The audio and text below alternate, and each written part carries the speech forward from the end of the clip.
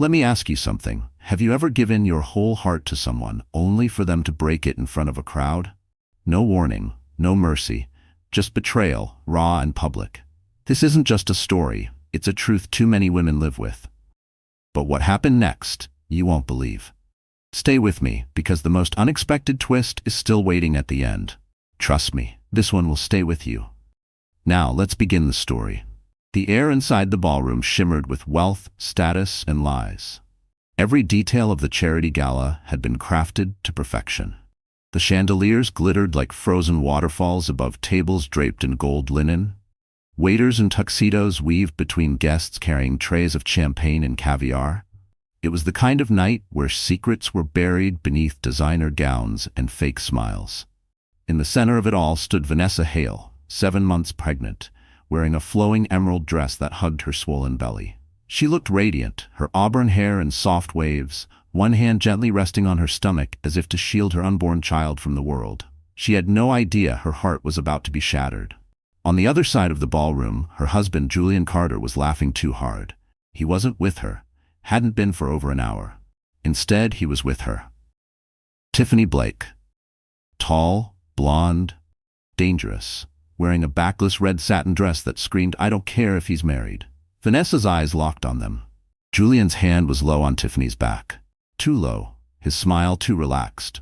He whispered something in her ear, and Tiffany threw her head back and laughed like they were the only two people in the room. Guests started noticing. Whispers began. Heads turned. A few women stared at Vanessa with pity. Others tried to pretend they didn't see anything. Vanessa's heart thudded in her chest. This couldn't be real. Not here. Not tonight. Not in front of the press, donors, and board members. She was the face of the Carter Foundation, the wife of one of the city's rising tech moguls. And she was pregnant with his child. She walked toward him, slow and steady, her heels clicking against the marble floor like a countdown to war. "Julian," she said, her voice tight. He looked at her like she was interrupting. "Vanessa, you should be resting. And you should be with your wife," she said sharply, "not with your assistant." Tiffany stepped back, but her smirk stayed. Julian didn't lower his voice, he didn't pull her aside. Instead, he said it loud enough for everyone nearby to hear. "That baby might not even be mine." Time froze. The music didn't stop, but it felt like it did. Conversations stalled mid-sentence. Champagne glasses hovered in midair, and Vanessa stood there, rooted to the spot, eyes wide, mouth slightly open. "What did you just say?" she asked, voice trembling. "I'm just saying," Julian continued, now turning to face the crowd like he was performing. "With the timing, who knows? Right? DNA doesn't lie." The guests gasped. Tiffany's smile widened. Vanessa's hands shook. She opened her mouth, then closed it. She felt heat crawl up her neck. Her face was burning, but her fingers were ice cold. Tears gathered in her eyes, but she blinked them away. Her baby kicked inside her, as if reminding her to breathe. To survive. She turned and walked out of the ballroom in silence, but every step she took felt like a scream. Behind her, Julian went back to laughing, as if he hadn't just destroyed his wife in front of everyone. Outside, the night air hit her like a slap. She leaned against a column, trying to stop the dizziness. Cameras flashed. The paparazzi had been waiting. They caught everything, the tears in her eyes, the way she clutched her belly, the pain on her face. It would be all over the gossip blogs by morning. Pregnant wife humiliated by husband at gala. She pulled her phone from her clutch with trembling fingers and called the only person she trusted. It rang once, twice. Then a calm, deep voice answered. "Vanessa?" "Liam," she whispered. "I need you. I'm on my way." 30 minutes later, a sleek black Bentley pulled up to the curb. The driver opened the back door, and out stepped Liam Weston, reclusive billionaire, CEO of Weston Holdings, and Vanessa's childhood friend. And her first love. He was taller than she remembered, dressed in a tailored midnight blue suit. His dark hair was slicked back, and his eyes, the color of storm clouds, zeroed in on her face. He didn't say a word. He just pulled her into his arms. She broke down then. Not sobbing, not wailing, but silent tears, the kind that came from a pain too deep for sound. He held her until the tremors in her shoulders stopped. Then he said quietly, "Tell me what happened." She did. Every word. She told him about the rumors, the emotional distance, the fights behind closed doors. She told him about Julian's growing ego, about how he'd been more interested in magazine covers than sonograms, and she told him what Julian said at the gala. When she was done, Liam looked her in the eyes and said, "We'll get the DNA test. Not for him, for you. Because the truth doesn't just clear your name, it silences your enemies." Vanessa looked up at him, tears still shining in her eyes. "What if the damage is already done? Then we rebuild," he said, "brick by brick until your name is stronger than it ever was. Until you walk back into that world, not as a wife, but as a storm." She didn't speak. She just nodded, slowly, as if something inside her had shifted. Something had. It was the beginning of the end for Julian Carter, and the start of something far more powerful for Vanessa Hale. Vanessa Hale didn't come from money, fame, or power. She came from dirt roads, second-hand dreams, and a single mother who worked 2 jobs and still made time to read bedtime stories. Vanessa was raised in a 2-bedroom apartment above a laundromat in Cincinnati, where the walls were so thin she learned to whisper her pain. Her mother, Linda Hale, had a heart bigger than their rent checks and a spirit that refused to break, even when her back nearly did. It was Linda who taught Vanessa how to fight without fists, how to speak with kindness even when the world shouted in cruelty, and how to carry dignity like it was a crown no one could steal. By the time she turned 18, Vanessa had earned a full scholarship to a private university in New York City, an Ivy League that felt like another universe. She arrived with 2 suitcases and a heart full of hope. No family name, no legacy, just grit and a determination to rewrite her story. It was at a networking mixer for business majors that she first met Julian Carter. He had a Rolex on his wrist, a drink in his hand, and a confidence that filled the room before he even spoke. Vanessa had barely made eye contact when he approached her with a grin. "You look like someone who belongs here," he said. She didn't, not in her thrifted dress and scuffed heels, but he made her feel like she did. They started talking about books, ambitions, their childhoods. He said his parents owned a tech startup, small at the time, but ready to explode. He liked her mind, he said she was different, and he made her believe it. For the first time, someone powerful saw her as more than just a smart girl from nowhere. Julian was charming, ambitious, and most of all, persistent. Flowers showed up after exams. He walked her to class. They spent late nights in the library, not just studying, but dreaming. He told her he saw a future with her. She believed him. When they graduated, Julian's startup soared, while Vanessa quietly took a job in nonprofit management. She didn't care about wealth. She cared about impact. Her organization helped single mothers get legal help and housing, because she knew what it was like to feel invisible. When Julian proposed, it wasn't with fireworks or fanfare. Just a quiet dinner, a velvet box, and eyes that promised forever. They married in a small ceremony in Brooklyn. Vanessa wore her mother's veil. Julian's vows were poetic, but what mattered to her was the look in his eyes. It felt real. For a while it was. They were a power couple, him on magazine covers, her running community programs. Vanessa turned down the spotlight. She preferred to make change from the shadows, and for a time it worked, until it didn't. The shift was slow. Julian started coming home late. Excuses turned into silence. His phone, once open on the counter, now never left his pocket. He canceled dinner plans, forgot anniversaries, and eventually stopped noticing when she cried. She blamed stress, growth, the pressure of success, until the pressure turned into betrayal. The first time she suspected an affair, she told herself she was overthinking. But women know. We know when love starts to rot. When she found out she was pregnant, it was bittersweet. She'd always wanted to be a mother. She imagined late-night lullabies, story time, and peanut butter kisses. But she also imagined a partner who'd be excited to hold her hand during sonograms. Julian barely reacted. "That's big news," he said, looking down at his phone. She should have walked away then. But love makes fools of even the smartest women. So she stayed. She made excuses, told herself he needed time to adjust, that he was just overwhelmed. She decorated the nursery herself, choosing warm grays and yellow stars. She wrote letters to her unborn baby in a leather-bound journal. Every night she read them out loud. Every night she fell asleep alone.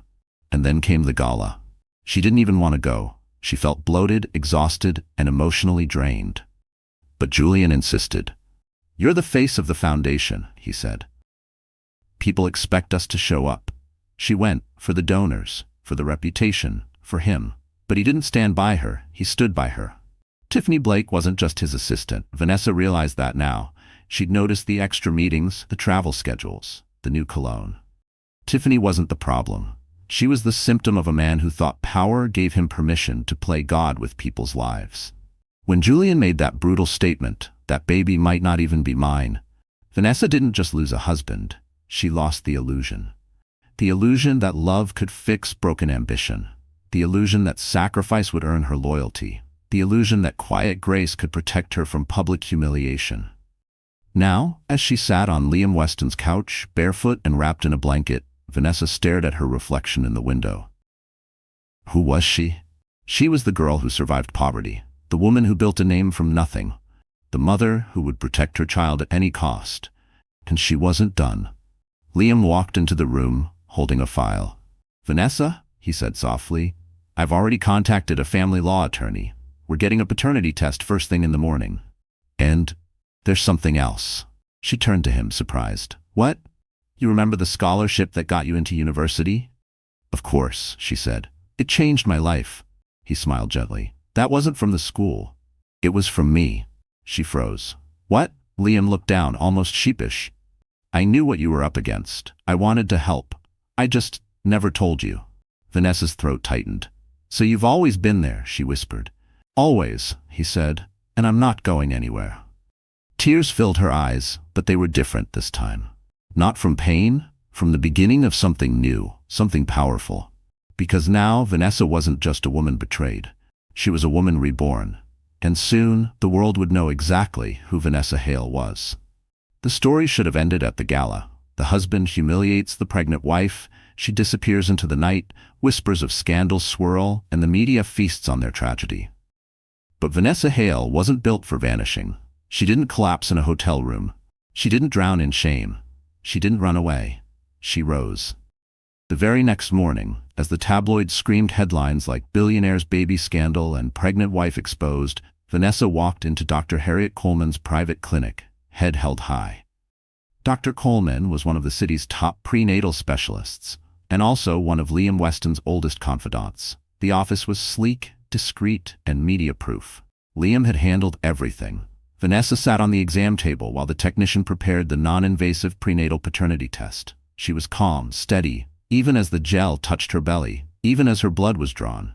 There were no tears this time, only focus. Across from her, Liam paced slowly, hands in his pockets, jaw tight. He hadn't slept, not since the gala. He kept replaying Julian's words in his head, the way he so casually denied the child, the way the crowd had gasped but said nothing. Cowards in suits, cowards in diamonds. Vanessa glanced over at him. "You're more upset than I am." He stopped pacing. "No, I'm just showing it more." The test was done. Results would come back in 5 days. 5 days to prepare. Because Vanessa wasn't going to stay quiet while the world picked apart her character. She was going to reclaim it. Later that afternoon, Liam took her to his private estate outside the city, a sprawling modern villa on a cliffside overlooking the Hudson. It was a fortress of glass, steel, and silence, a perfect sanctuary. There, Vanessa began to plan. Her first call was to her attorney, Gloria Whitmore. Gloria was a legend, Harvard Law, ice-cold logic, and a reputation for destroying egotistical husbands in court. Vanessa didn't want revenge. Not yet. She wanted protection. For herself. For her child. For her future. "I want a legal separation," she told Gloria over video call. "And I want full control of any shared assets tied to my foundation work. Julian can keep his shares, but he doesn't touch what I built." Gloria nodded. "We'll move swiftly. I'll also prepare for defamation. The moment those paternity results come in, we strike." Vanessa ended the call and exhaled slowly. It had begun. That evening, while Julian Carter lounged in his luxury penthouse, sipping bourbon and scrolling through media coverage of the gala with a smug grin, Vanessa was digging up receipts. Emails, texts, calendar logs.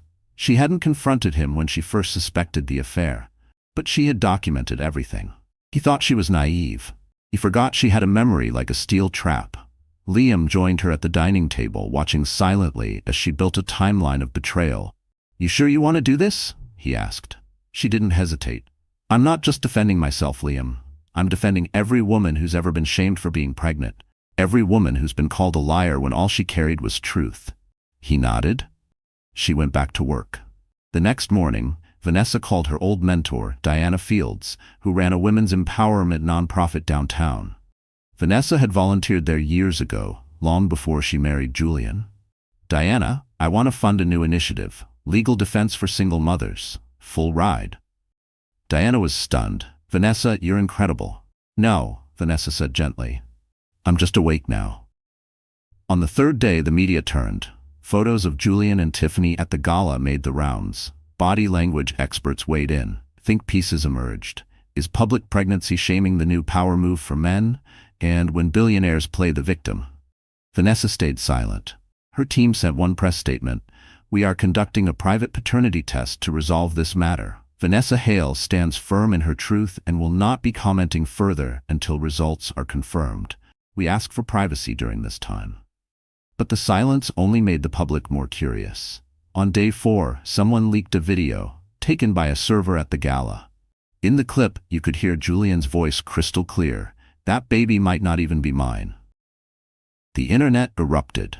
Julian released a statement: "I made an emotional comment that has been taken out of context. I love my wife and wish to resolve our issues privately." Too little, too late. Vanessa turned off her phone. She sat outside on the terrace, the wind tugging at her hair, her hand resting on her belly. The baby kicked, stronger this time. "You feel that?" she whispered. "That's power. That's you telling the world you're already a fighter." Liam joined her with 2 mugs of hot tea. "Tomorrow's the 5th day," he said softly. "You ready for the truth?" She looked at him, not as the scared woman at the gala, but as the woman who now had a purpose bigger than pain. "I've always known the truth," she said. "Now the world will." The next morning, the results arrived by secure courier. Vanessa opened the envelope with calm hands. She read the letter twice, then she passed it to Liam. He read it once. His shoulders relaxed. "It's conclusive," he said. Vanessa smiled. "I told you." That afternoon, she walked into the Carter Foundation headquarters wearing a tailored cream blazer over her bump, sunglasses, and heels. The receptionist froze. Staff whispered. Julian wasn't expecting her. She stepped into the boardroom mid-meeting. He looked up, startled. "Vanessa, what are you?" She dropped the envelope in front of him. "Open it." He hesitated. "Go on," she said. "Read it out loud, just like you announced your doubts at the gala. Let's keep the public narrative consistent." He opened it. His face paled. "Probability of paternity, 99.999%. He muttered. Vanessa leaned in. "You lied about the one thing you should have protected, your child." He opened his mouth to respond, but she cut him off. "This is the last time we ever speak without lawyers present. You'll get my terms by tomorrow." She turned to leave, then paused. "Oh," she said, pulling out her phone. "And for the record, say one more word about me or this baby in public again, and I'll release the emails you sent Tiffany. The ones with timestamps that overlap with board meetings. The board might find those interesting." She walked out, head high. The elevator doors closed behind her with a satisfying chime. And just like that, the narrative shifted. Vanessa Hale was no longer the woman shamed at the gala. She was the woman who came back with proof, with fire, and with the billionaire at her side. And this was still just the beginning. Julian Carter had always been a man who believed in control. He controlled his image, every tailored suit, every magazine interview, every social media post carefully curated to project power, confidence, dominance. He controlled his business, delegating ruthlessly, manipulating competitors, spinning failures into calculated risks, and for years, he believed he controlled Vanessa. He thought love meant leverage. She had come into his life like a breeze, soft, smart, steady. A girl from nowhere who asked for nothing but gave him everything. She cooked, supported, smiled at the right times, never demanded the spotlight. To Julian, she was the perfect accessory. Elegant, respectable, invisible when needed. He never expected her to bite back. After the DNA results dropped and Vanessa walked out of the foundation boardroom with the grace of a queen leaving a throne she didn't need to beg for, Julian knew he had miscalculated, badly. Worse, the court of public opinion had turned against him overnight. He'd spent the past week holed up in his penthouse, PR team scrambling. The leaked video from the gala had gone viral. Influencers were doing dramatic reenactments. Celebrities were posting cryptic messages about loyalty and womanhood, with hashtags like #JusticeForVanessa and #BelieveMothers. Julian's brand deals started to back out. His pending merger with a European tech firm was paused indefinitely. Investors stopped returning his calls. Even his assistant, no, his girlfriend, Tiffany, had gone radio silent. He was toxic now, and it was all her fault. He paced the glass walls of his luxury apartment, watching the city that once cheered his rise now relish his downfall. His phone vibrated again. His attorney, Julian, the voice was flat, professional. Vanessa's team just served the separation papers. They're clean but aggressive. Full custody request. Public statement pending. You need to get ahead of this. Get ahead of what? Julian snapped. It's my child too. She's weaponizing the media. This is a smear campaign. Your child, the attorney said coldly, that you publicly denied. Julian ended the call. He opened his laptop and stared at the last interview he gave. A puff piece titled Julian Carter, The Future of Tech, Fatherhood, and Fortune. He clicked play. There he was on screen, smiling, smooth, lying. He closed the laptop with a slam. Across town, Vanessa wasn't smiling either.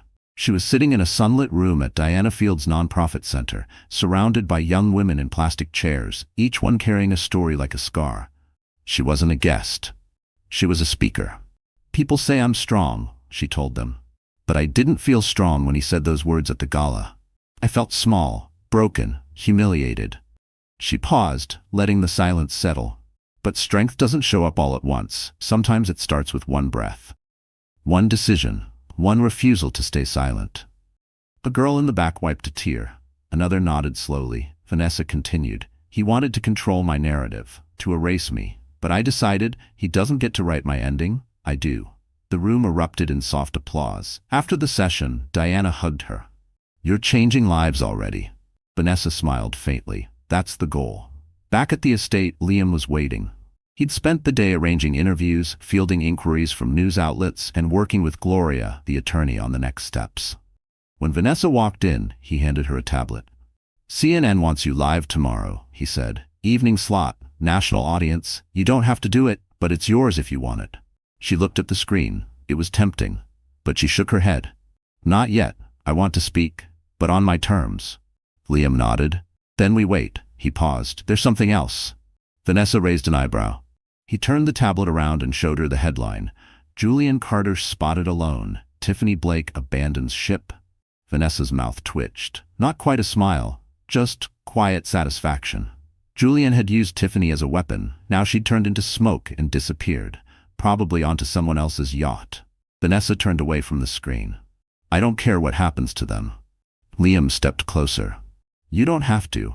Just keep building forward. And she did. That week, she launched her own foundation, the HALE Initiative, a support network for mothers experiencing public or legal pregnancy-related abuse.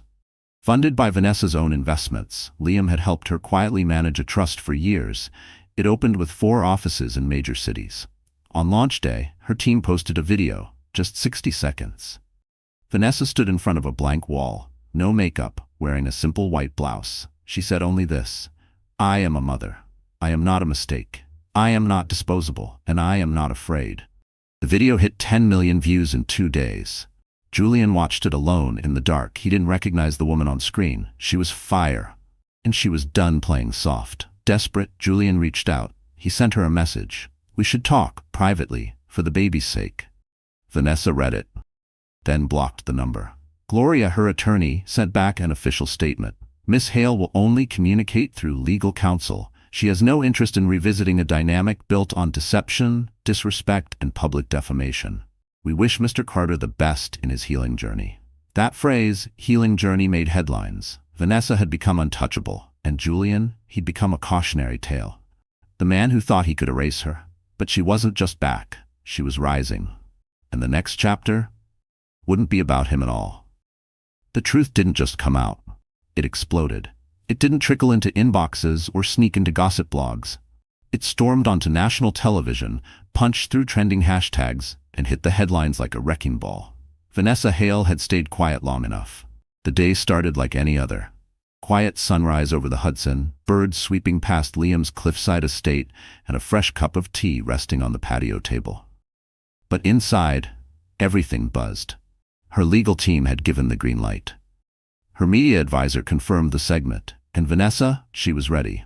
CNN's evening broadcast featured a special segment, Silence No More, a woman's response to public betrayal. They recorded the interview in a minimalist studio, black backdrop, warm lighting, no glitz, no distractions. Vanessa sat on a single stool, one hand gently resting on her belly. She didn't need music or graphics. Her truth was dramatic enough. "I didn't come here to talk about revenge," she began, voice steady. "I came here to talk about reality, mine and thousands of women like me." The anchor, a poised woman named Joy Medina, gave her space to speak. And speak she did. She told the world about the gala, the denial, the baby.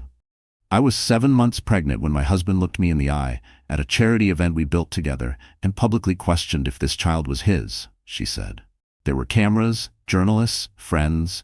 I didn't have time to fall apart. I had to walk out with my dignity still attached." Joy leaned forward. "And what happened next?" Vanessa looked straight into the camera. "I remembered who I was, and I decided that his shame would not become my story."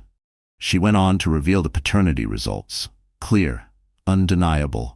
Julian was the father, 99.999%. "He didn't just deny me," she said. "He denied his own blood." The segment ran 18 minutes. By the time it ended, the internet had caught fire. Clips flooded TikTok. Hashtags like Vanessa Rising, DNA Confirmed, and Not Your Narrative took over Twitter. Even celebrities chimed in. Viola Davis tweeted, "That's how you reclaim your story. Grace, power, facts." Julian tried to issue a statement. "My emotions got the better of me. I love my child and regret my words." It backfired. Commenters flooded his feed. "You don't get to come back now. She built an empire. You built an excuse. Shut up and pay child support." Meanwhile, Vanessa's interview reached 10 million views in 48 hours. Her foundation's website crashed from donations. Survivors wrote letters. Mothers shared their stories. And Vanessa? She sat in her office at the Hale Initiative headquarters, yes, her own HQ now, reading messages until her eyes blurred with tears. One from a young woman in Kansas read, "Your strength helped me leave my abusive boyfriend.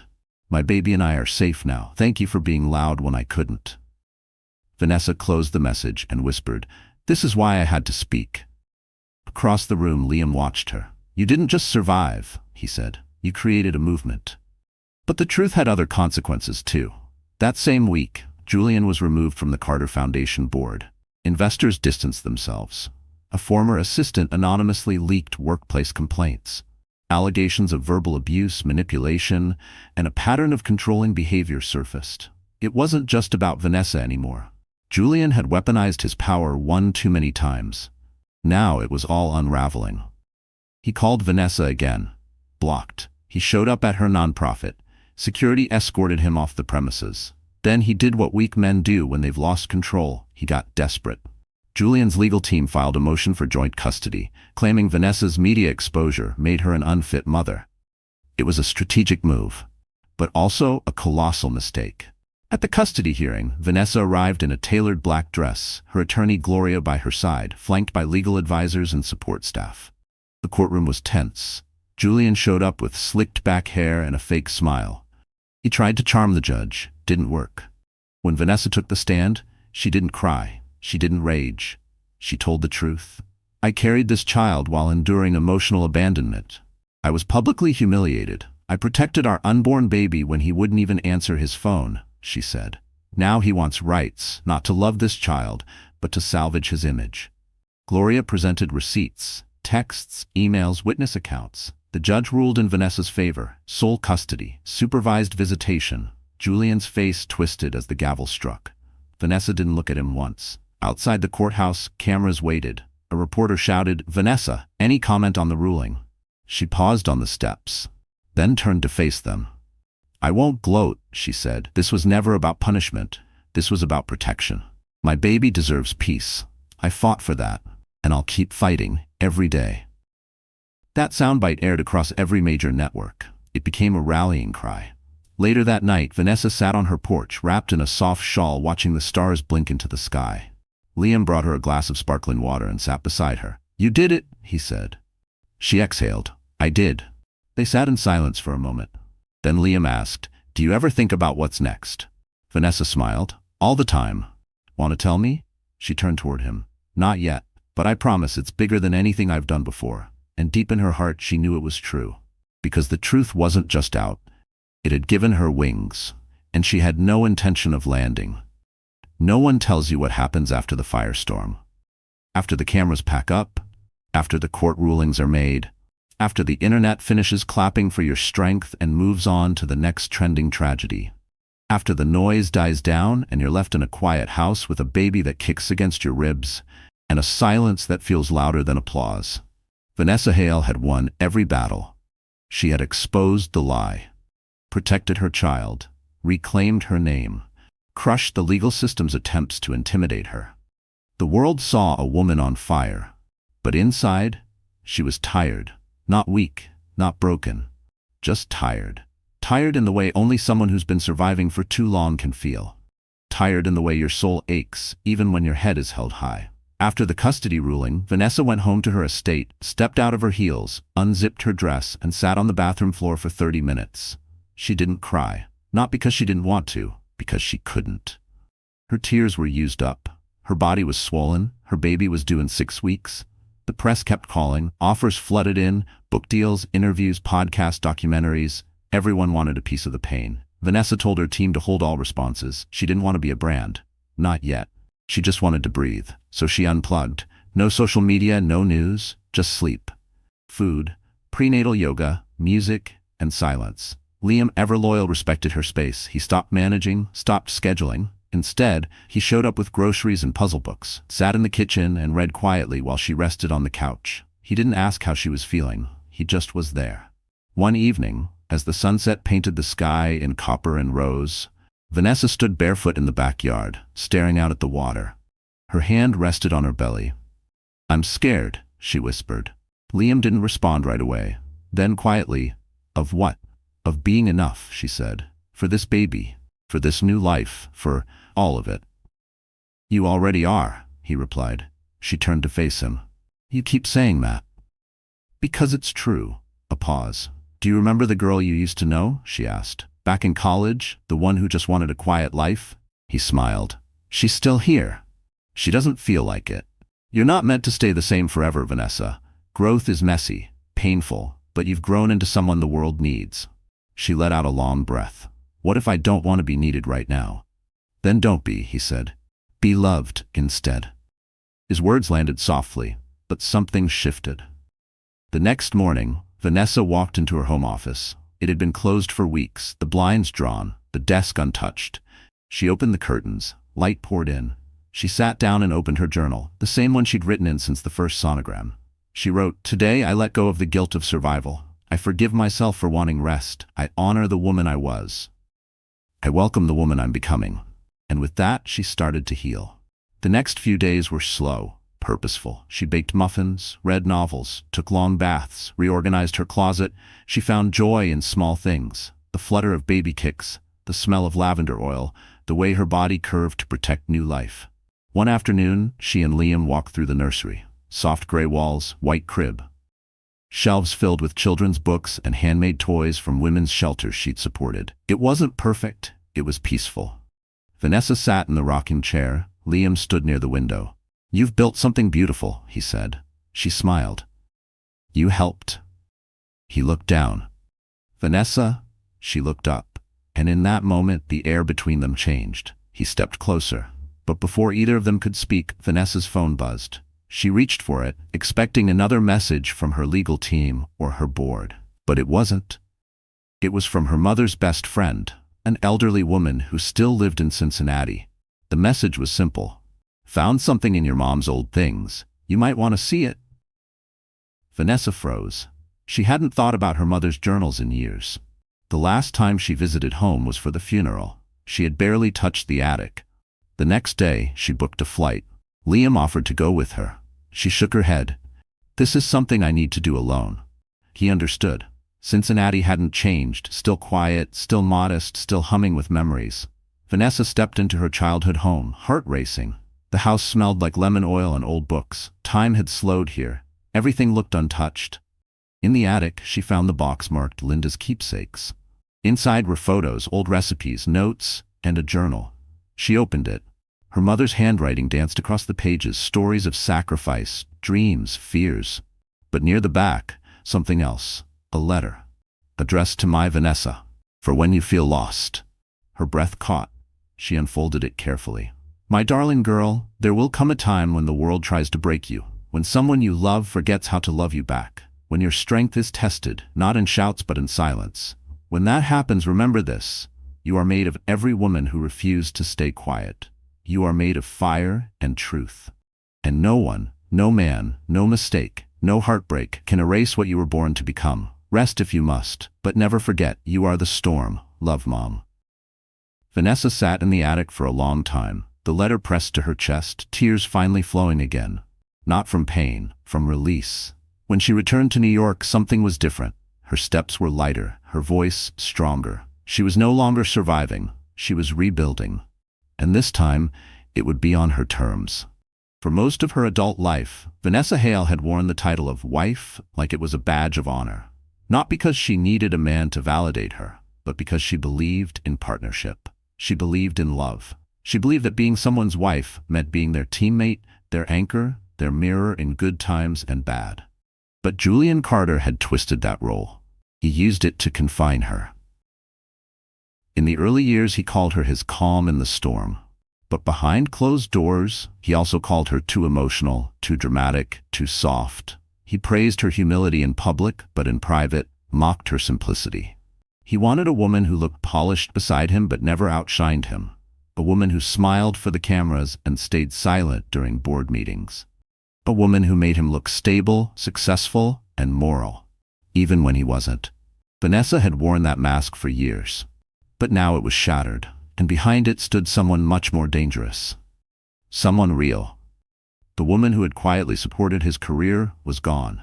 In her place stood a leader, an advocate, a mother, and a woman who was no longer interested in shrinking to make room for someone else's ego. After returning from Cincinnati, Vanessa felt a new kind of clarity. Her mother's letter had done something no viral tweet or legal win could. It reminded her of who she was before the world tried to define her. She wasn't born to be someone's shadow. She was born to leave one. That same week, Vanessa called a meeting with the board of her nonprofit, the Hale Initiative. The organization had exploded in popularity over the past month. Donations, media attention, grant applications, it was growing faster than anyone expected. But Vanessa had a new vision. We've done incredible work, she said, standing at the head of the glass conference table. But we need to go bigger. I don't just want to respond to crisis, I want to prevent it. The board leaned in. We're launching a legal protection program, she continued. Full-time lawyers on staff, working pro bono for women facing custody battles, partner abuse, or financial control. And I want a national hotline accessible 24/7 for any woman who feels trapped and doesn't know where to start. The room erupted in nods and applause. Liam, seated quietly at the end of the table, watched her with admiration in his eyes. He had seen her collapse. Now he was watching her build, again. After the meeting, Vanessa walked into her office. On her desk sat a small velvet box. Inside, a diamond necklace, no card. Just a note tucked under the lid that read, "To the woman who was never just a wife." She held the necklace in her palm for a long time. Not because she needed jewelry to feel powerful, but because someone had seen her fully and honored that power, not feared it.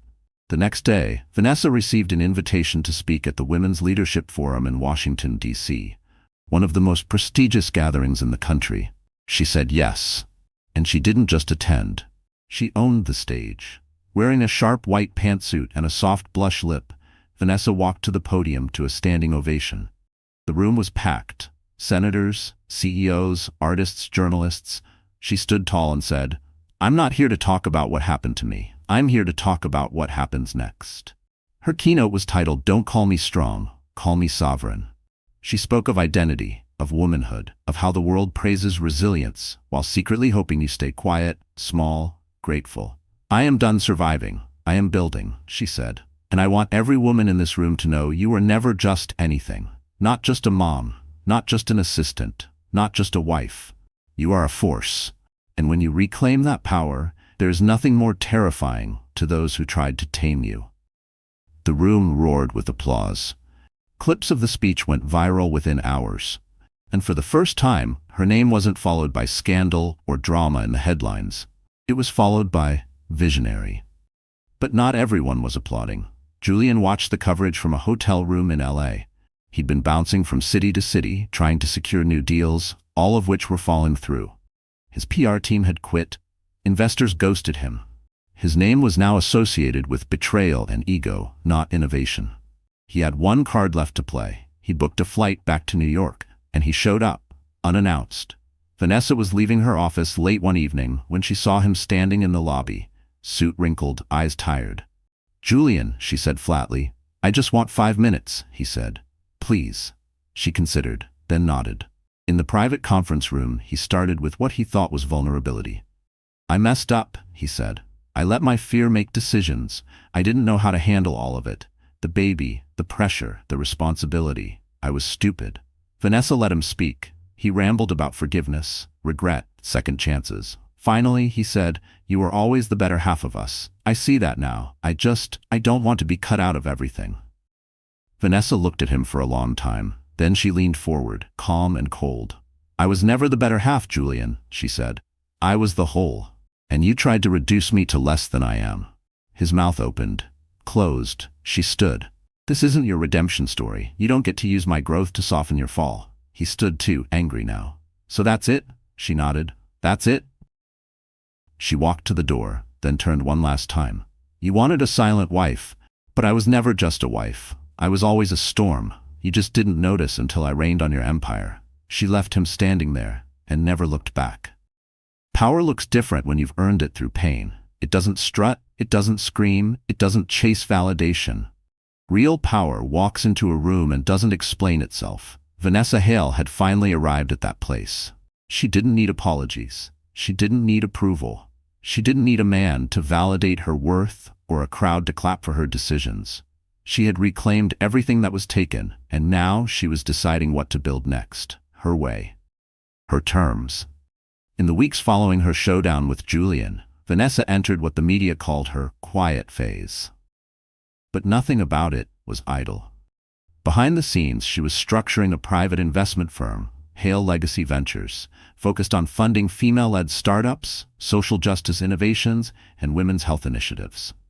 People assumed she was just a nonprofit girl. She let them think that, until the day she closed a $30 million deal with a green tech firm led by 3 Latina founders who'd been overlooked by every major VC in Silicon Valley. The press caught on quickly. The headline read, "From betrayed wife to power broker, Vanessa Hale enters the business arena." But what caught even more attention wasn't her deal. It was her look. At the Women's Finance Summit in Manhattan, Vanessa appeared in a floor-length, fitted black dress, hair slicked back, diamond studs shimmering under the lights. She stepped onto the stage flanked by her all-female advisory board. She didn't need Julian's name anymore. She had built a new one that stood on foundation, not scandal. Reporters tried to steer the narrative back to her personal life. One of them shouted as she exited the venue, "Vanessa, is there a new man in your life?" She paused, turned, and said, "Yes, his name is Peace." The crowd laughed, and she smiled, but it was more than just wit. It was truth. Peace had become her most valuable asset. But it wasn't all glamour and power plays. At night, when the meetings ended and the cameras were gone, Vanessa sat in her nursery, humming softly, folding tiny onesies, preparing for the baby's arrival. It reminded her of what all this was for. Not revenge, not image, legacy. That was the word she kept repeating. Legacy. She was building something her daughter could inherit, not just financially, but spiritually. A name rooted in strength, in truth, in freedom. And though she hadn't spoken much publicly about Liam since the scandal, his presence had only grown deeper. He never asked for the spotlight. He never pushed for more. But he was always there. At every fundraiser, behind every closed-door negotiation, in every late-night kitchen conversation. He wasn't a savior. He was a witness. And Vanessa respected that. One evening, as they sat on the terrace, the city glowing behind them, Liam finally asked what had been resting on the edge of every moment. "Do you think we'll ever be more than this?" Vanessa turned to him.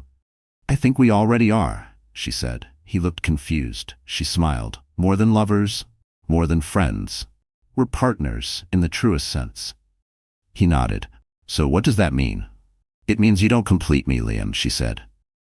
You support me, and I support you. That's real love, not the kind that binds, the kind that builds. He didn't need to say anything. His eyes said it all. He reached over, took her hand, and placed it gently over her belly. A soft kick. Vanessa laughed. She knows you. He grinned. She already has excellent taste.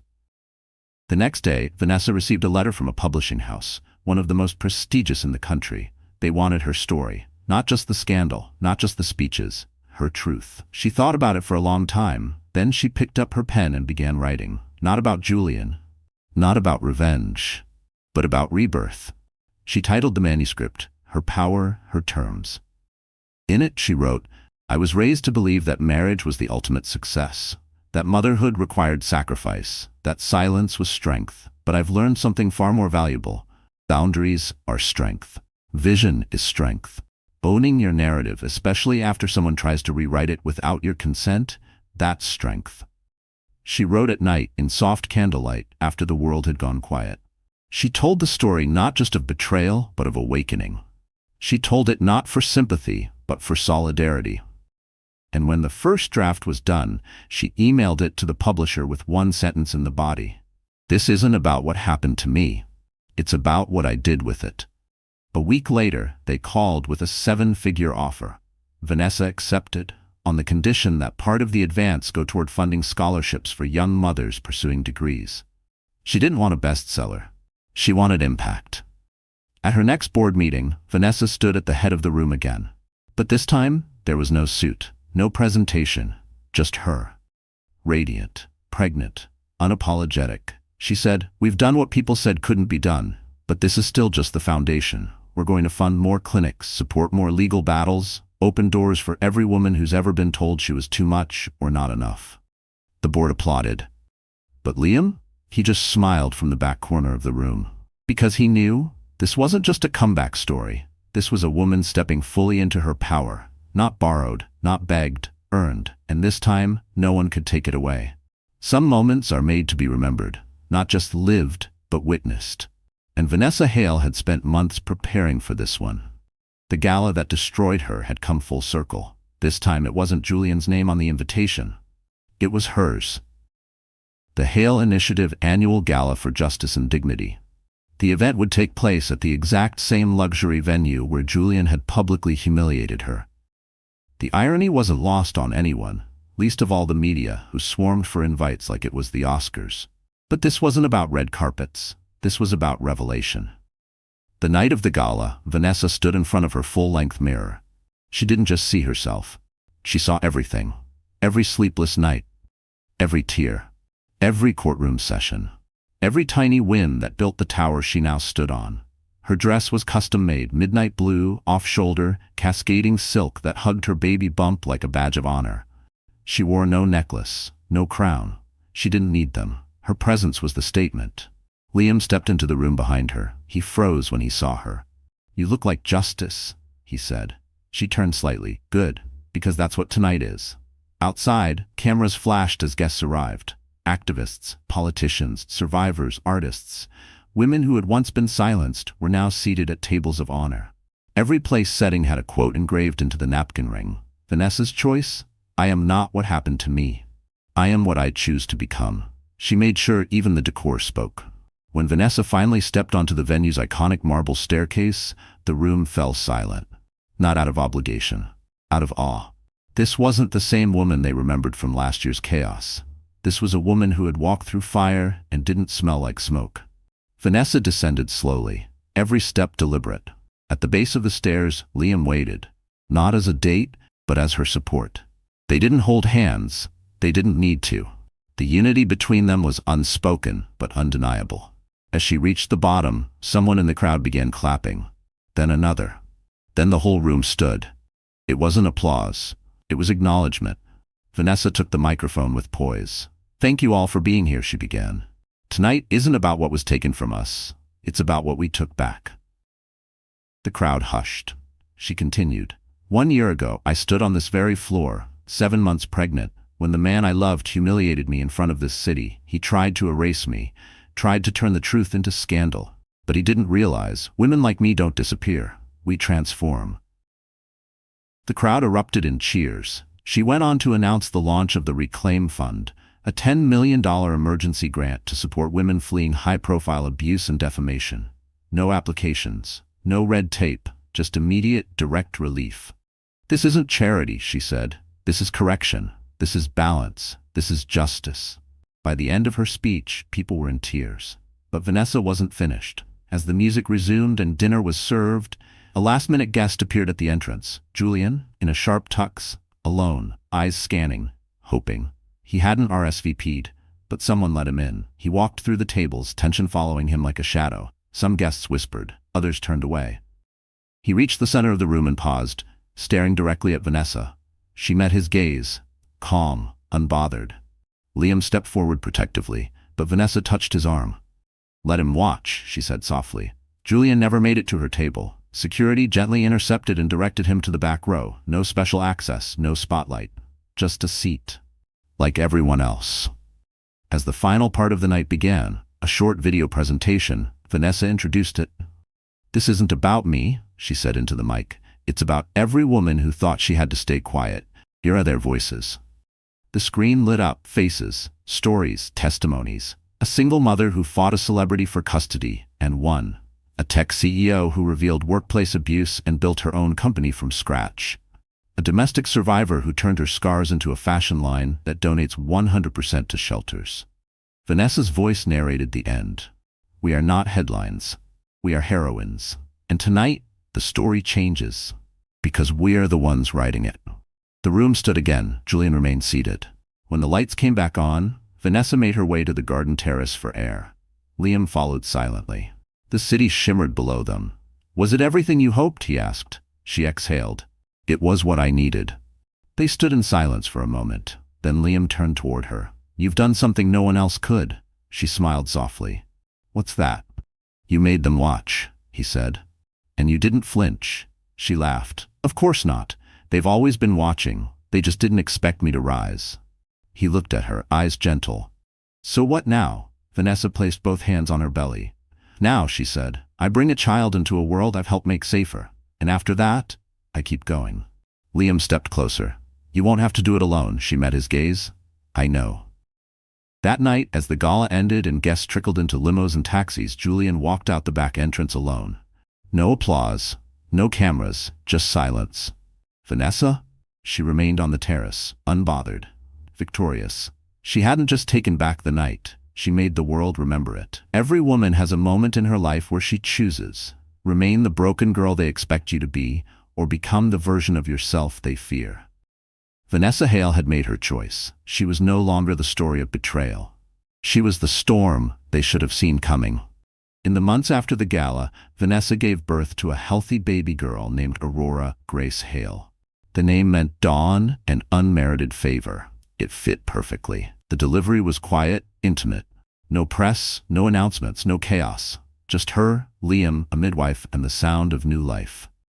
Vanessa held her daughter against her chest and whispered, "You came from fire, and you'll never need to fear it." She had cried, not from pain, but from peace. She had survived everything that tried to destroy her, and in her arms she now held the reason she would never fall again. Aurora was more than a baby. She was the beginning of a legacy. 2 weeks later, Vanessa made her first public appearance as a mother. Not on a talk show, not in a magazine spread, but at the dedication of the Hale Center for Women's Legal Empowerment, a free legal hub for women seeking justice against abuse, financial manipulation, or partner betrayal. The ribbon-cutting ceremony wasn't glamorous. There were no paparazzi, just a room full of survivors and their daughters.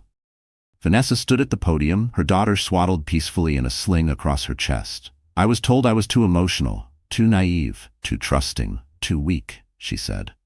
"But the truth is, I was always too powerful, and now I'm just starting to use it." The crowd applauded. Some cried, because they knew this wasn't just a speech. It was a signal. Vanessa wasn't done. She was rising, and she was bringing others with her. Meanwhile, Julian Carter's reputation had crumbled beyond repair. His failed attempt at rebranding fell flat. No one cared about his apologies anymore.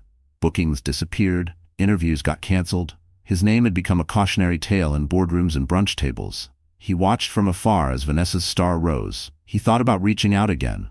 One last plea for redemption, for relevance. But something stopped him. Maybe it was guilt, maybe it was fear, or maybe it was the realization that he no longer mattered. Because she didn't just survive him, she eclipsed him. Vanessa's book, Her Power, Her Terms, became a national bestseller in its first week. It wasn't just bought, it was studied. In colleges, therapy groups, leadership seminars, it wasn't a memoir of a woman scorned. It was a roadmap. One that said, yes, you can start again, and yes, you can win. The book's most highlighted quote? I am not your lesson, I am your warning. Treat every woman like she's already free or prepare to lose her. It echoed across platforms, in boardrooms, in HR policies. Vanessa was invited to speak at the UN Women's Conference. She wore a gold suit and spoke without notes. She told her story not with rage, but with certainty. They tried to shame me, she said, and all they did was show me where I needed to grow. Shame didn't kill me, it cleared the path. As the world applauded, she didn't flinch. She no longer needed their approval. The next chapter of her life wasn't about proving anything. It was about being a mother, being a builder, being the blueprint. At home, her days were quieter, bottle feeds, diaper changes, soft lullabies, but Vanessa didn't see it as a trade-off. She saw it as power in a new form. She built a nursery that doubled as a reading nook. She held board meetings with Aurora on her lap. She redefined what success looked like. One night, as she rocked her daughter to sleep, Liam stepped in. He watched her silently, then said, "You know, she's going to change the world." Vanessa smiled. "She already is." Liam came closer, kissed her forehead. "You changed mine first." It wasn't a proposal, and have to be. They weren't rushing titles. They were building a team. A few months later, Vanessa was asked to deliver a commencement speech at her old university. She wore a simple white dress, gold earrings, and no script.